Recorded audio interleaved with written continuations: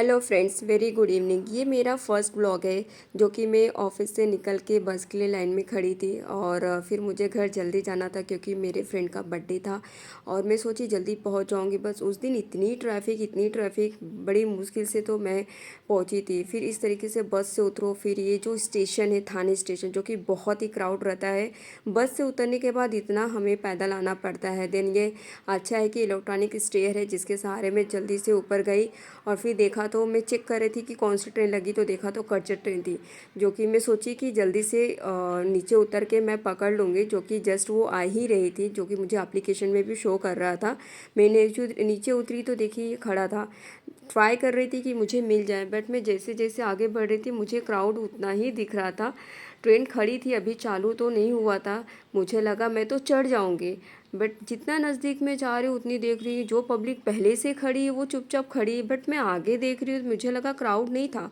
देखा तो बाप रे बाप, इतनी पब्लिक, इतनी लेडीज़ कितना स्ट्रगल करती हैं कहाँ कहाँ से, जो कि कोई सही से चढ़ नहीं पा रहा था। मैंने छोड़ दिया, फिर मैंने दूसरी ट्रेन ली और ये मैं अपने स्टेशन पे पहुंच गई थी।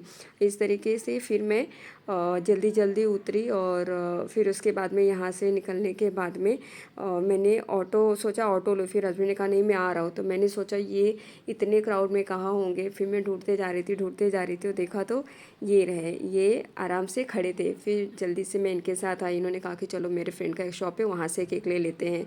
सो हमें जो केक चाहिए था वो पसंद नहीं आ रहा था, इसमें सोच रहे थे क्या करें। ये था आई थिंक पाइनएप्पल का फ्लेवर था, बट मुझे नहीं, उसको बटर स्कॉच पसंद है। तो फिर हमने सोचा भैया आप बनाओ, तब तक हम कुछ खा के आते हैं। फिर हमने वहाँ पे गए, डोसा खाए।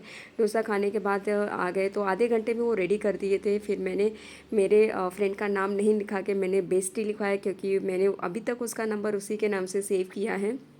एंड ये उसका केक रेडी हो गया था, जो कि उसको कुछ भी पता नहीं था कि मैं उसके पास आ रही हूँ। तब तक मेरे हस्बैंड ने लेके खाना भी चालू कर दिया खुद के लिए, क्योंकि वो भी बहुत फूडी हैं। एंड एक छोटी सी उसकी बच्ची है जिसका नाम है परी, है बहुत ही क्यूट है, तो मैंने सोचा कि उसके लिए भी छोटा सा ले लेती हूँ।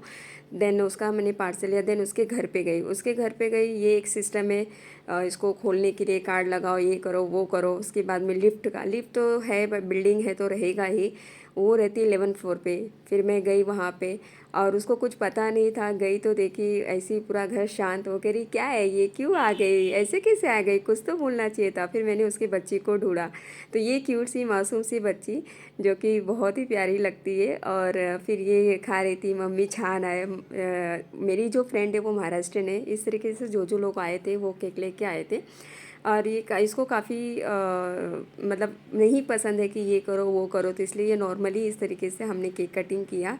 एंड उसकी बच्ची भी बैठ गई थी, मम्मा मुझे। तो हमने कहा चलो ठीक है, इसी मंथ में उसका भी बर्थडे है। लेट से मैं पहुंच पाऊँगी कि नहीं पहुंच पाऊँगी। उसने कहा कि चलो हम खाना कहीं से खा के आते हैं।